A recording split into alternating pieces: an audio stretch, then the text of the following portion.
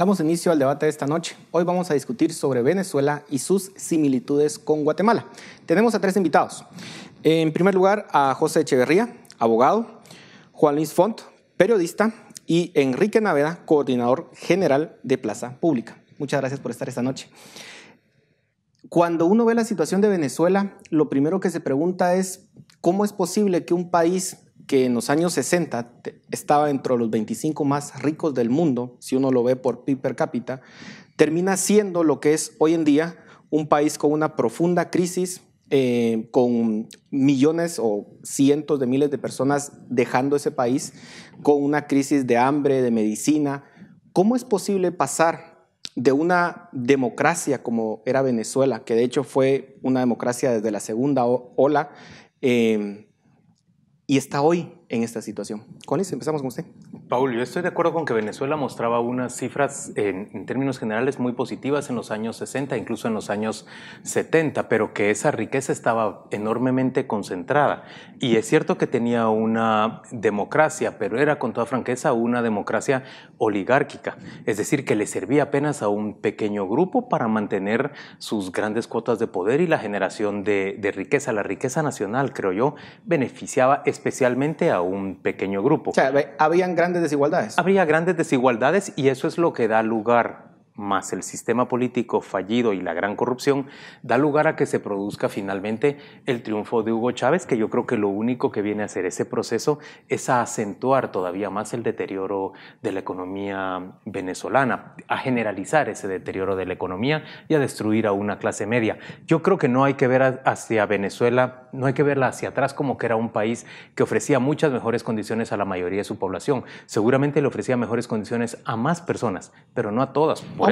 Aunque sí está en mejores condiciones de lo que está hoy en día. Sin ninguna duda. No se puede decir que hoy esté mejor sin que ninguna hace... duda. Lo que hemos visto ha sido un deterioro constante y a mí me parece razonable que haya un esfuerzo internacional por terminar con ese régimen. ¿Empieza el declive de Venezuela con Chávez? Enrique.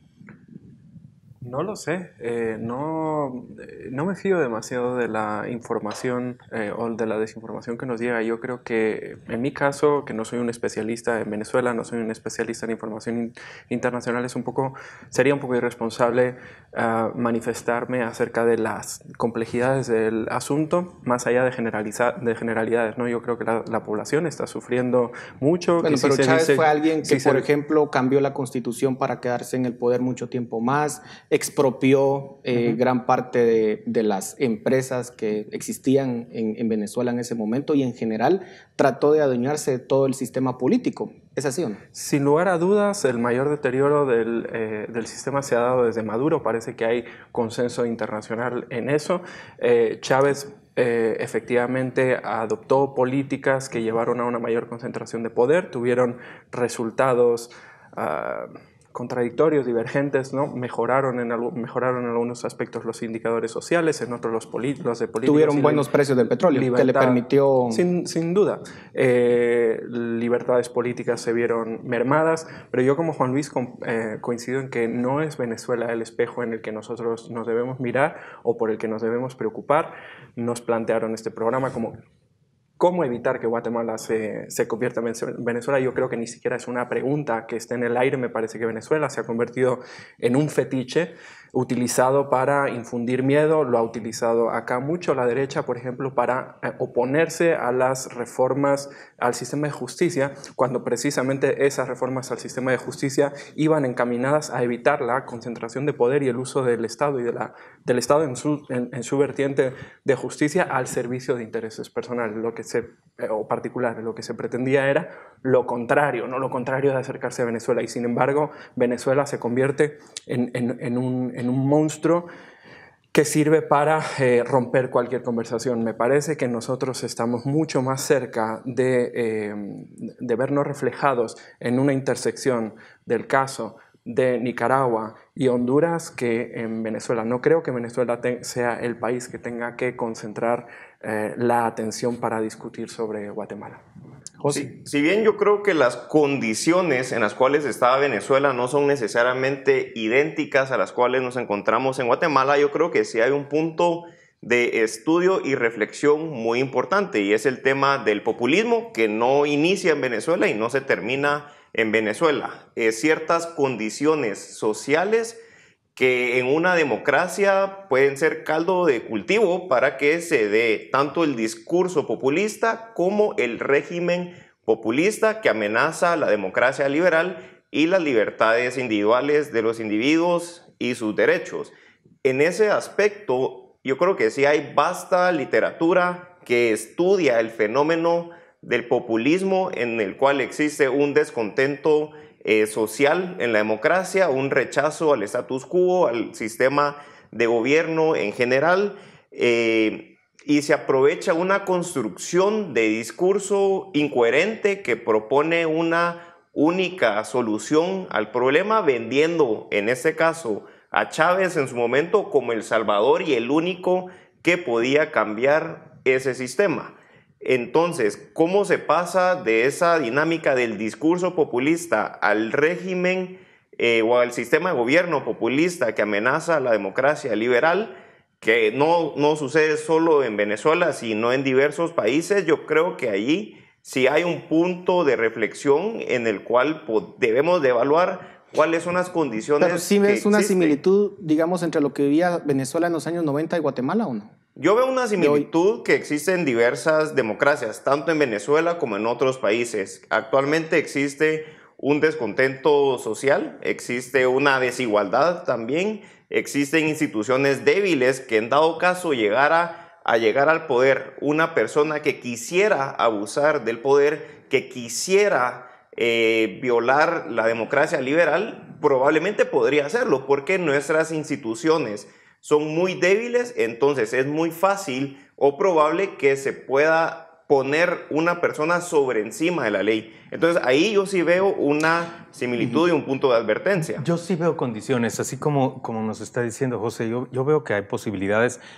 desde dos puntos de vista. Por un lado, que hay una gran masa poblacional en Guatemala que vive bajo los límites de la pobreza, que nuestro sistema, aquel en el que vivimos, no le ofrece a esa gran masa. No hay mecanismo de ascensión social. Unas posibilidades de mejorar sus condiciones de vida, unas posibilidades reales. No hacemos una inversión apropiada en educación, no somos diligentes para gestionar la mala inversión que hacemos en educación y en salud. Entonces me parece que por ese lado generamos condiciones. Pero si me voy a la coyuntura, creo que también estamos generando condiciones cuando le permitimos a un gobierno como el de Jimmy Morales pasarse por encima de la ley. A mí me horroriza, por ejemplo, que un alto dirigente empresarial la semana pasada haya dicho que qué más daba que se suspendiera un convenio 9 meses antes en referencia a la CICIG. En este momento, puesto que hay una cierta complacencia porque se le ponga límites a la CICIG o se anule o se debilite a la CICIG, ¿estamos dispuestos a aceptar que se quebrante el Estado de Derecho? Si estamos dispuestos a aceptarlo, después ¿cómo vamos a justificar que venga un gobernante autoritario y diga yo lo voy a quebrantar en tal y tal sentido o lo voy a debilitar en tal y tal sentido? Porque tiene justificación. A mí me parece que eso es muy negativo. Social.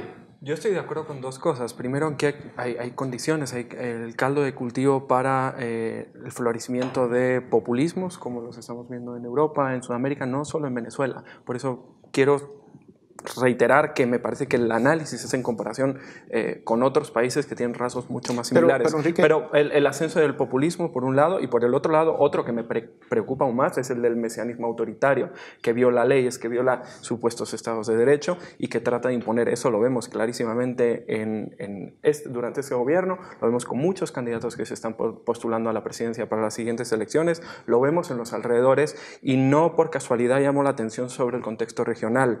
En Guatemala se está discutiendo en el Congreso una ley que pretende restringir las libertades o capacidades de las organizaciones no gubernamentales, igual o muy semejante a la que se acaba de aprobar en Honduras, con muy similares intenciones. En Guatemala, durante el mandato anterior, se discutió, se propuso una iniciativa de ley bajo el nombre de espionaje industrial, que lo que pretendía era evitar toda protesta que pudiera perjudicar o la imagen de empresas, de gobierno, de diputados, muy semejante en sus intenciones a la ley, no se llama contra el terrorismo, pero nombra el terrorismo que se aprobó en Honduras y que está acabando con la sociedad civil, básicamente. Ley de amnistía que se discute aquí para dejar en la impunidad múltiples crímenes de guerra, ley de amnistía que se está discutiendo en nuestro entorno. Salida de la CICIG, mientras en otros países se coartan también o se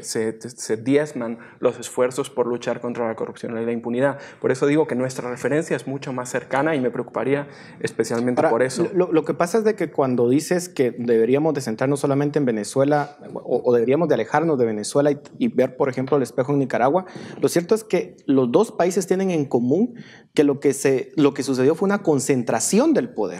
Una anulación y una anulación de las pocas instituciones democráticas que existían. La diferencia es que en el caso de Nicaragua dejaron seguir trabajando, digamos, a los empresarios bajo ciertas condiciones que tenían que rendirle a Ortega. O sea, y en Venezuela, que se puedan hacer negocios. No, por supuesto que no. O sea, en ambos casos son condenables. O sea, lo que estoy diciendo es, por supuesto, tienen similitudes. La diferencia simplemente es que en un caso decidieron destruir toda la propiedad privada, digamos, y el sistema empresarial, en el otro lo preservaron con condiciones que finalmente se les está revirtiendo y que deberían de ser una enorme lección para todos los empresarios de la región. Yo en ese punto estoy de acuerdo con Enrique, con que Venezuela no es el único punto negativo al cual deberíamos ver. Yo creo que, como vos estás describiendo, lo que ha ocurrido en Nicaragua es igualmente penoso, y lo de Honduras no es muy distinto tampoco. Totalmente. Y en Guatemala corremos ese riesgo y lo hemos visto materializado. Y muchos en Guatemala parecían estar cómodos con lo que sucede en Honduras, por ejemplo. O por ejemplo, con lo que sucedió en Nicaragua hasta que se produjo este gran frenazo de la economía nicaragüense. Pero en términos reales, frente a lo que estamos es a un irrespeto de Estado de Derecho y de libertades democráticas. Eso me parece a mí bien importante. Además, una pérdida de valor de los pesos y contrapesos que se tienen que mantener de la República. Señores, ¿qué ha sido ese embate contra la Corte de Constitucionalidad sino un esfuerzo coordinado por tratar de uniformar de nuevo a la Corte de Constitucionalidad a favor de los intereses dominantes en el país? De la clase dominante. Eso no tenemos por qué aceptarlo. La Corte de Constitucionalidad se integra de una cierta manera, está integrada con una mayoría que en estos momentos puede ser considerada progresista o que no responde a los intereses de la clase dominante, como ustedes quieran decirle. A mí me parece que hay que respetar esa integración, y lo que hemos visto es una lucha por tratar de determinar eso. Nos quedan 5 minutos. ¿Existe una forma en la cual podamos evitar ese deterioro que está sufriendo Guatemala con todas las situaciones? Porque lo que vemos en la contienda electoral actual es que básicamente todos los candidatos representan más de lo mismo. Yo creo que definitivamente sí hay mecanismos para evitar caer en regímenes, en sistemas de gobierno o formas de gobierno populistas, y prácticamente es la consolidación del Estado de Derecho. Guatemala ocupa el puesto 97 de 116 países en relación al Estado de Derecho. En Guatemala aún no se ha terminado de construir un Estado de Derecho. En acceso a justicia civil, 33%, justicia penal, eficiencia, 33%. Pero cuando se quieren hacer reformas, José, no se dejan que se hagan esas reformas. Yo creo que hay reformas en las cuales sí ha existido un acuerdo, pero pongamos, por ejemplo, las últimas reformas o intentos de reformas judiciales, el tema de la jurisdicción de pueblos ancestrales.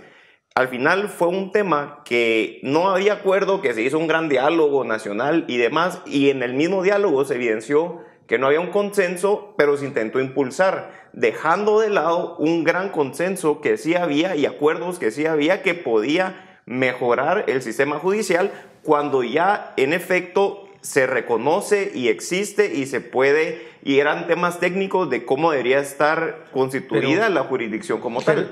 Perdón, Enrique le toca la palabra. Gracias. Yo creo que ese caso es un caso clásico de cómo operan las élites políticas y económicas para evitar reformas utilizando muñecos de trapo o espantapájaros. La jurisdicción indígena es verdad que se trató de impulsar, pero también es cierto que cuando estuvo en peligro toda la reforma del sector justicia, que era imprescindible para luchar contra la impunidad, para romper con los grupos de poder que han controlado en el Estado, los mismos pueblos indígenas dijeron, ya no nos interesa, retirémosla de la discusión para que se pueda aprobar todo esto. Y sin embargo, se siguió utilizando el mismo argumento. 2 datos. Según una investigación de Plaza Pública y otra de una universidad argentina, las élites hondureñas y las guatemaltecas son las más acaparadoras de América Latina. No solo es desigualdad, es acaparamiento. Las más rapaces, hecho con metodología del Banco Mundial. Los indicadores sociales, de desarrollo humano, etcétera, de Guatemala están entre los peores del hemisferio. Y esta misma semana Oxfam presentó un estudio de captura del Estado y su conclusión es: ha habido múltiples reformas, pero la continuidad de los grupos de poder se mantiene más allá de las elecciones. Las elecciones no están siendo un mecanismo para romperlas y siguen capturando el Estado. ¿Cómo construir verdadera? Yo solo quiero decir que las elecciones que tenemos por delante sí son una oportunidad y tenemos que verlas como una oportunidad. Con la oferta política que hay. Dijiste a un momento exactamente que ves muy pobre la oferta política. Creo que a partir del 18 de marzo vamos a poder ver exactamente en qué consiste esa oferta política. Y creo que los periodistas, frente a aquellos candidatos y propuestas que realmente se planteen y acepten en el cuestionamiento, vamos a poder ver cuál es la diferencia entre una y otra. Yo creo que hay que ver esta elección como una oportunidad. No estoy diciendo que nos vaya a resolver la vida, pero creo que estaremos mejor después de las elecciones que previo a ellas. Bueno, ojalá se cumpla ese escenario positivo, porque si no, creo que vamos a estar en serios problemas. Muchas gracias por su aporte. A ustedes muchas gracias por su atención. Recuerden que los esperamos el próximo miércoles en el Hotel Camino Real a las 8:30 de la mañana para nuestro cuarto encuentro ciudadano, Elecciones Libres o Democracia Secuestrada. Gracias por su atención. Hasta la próxima.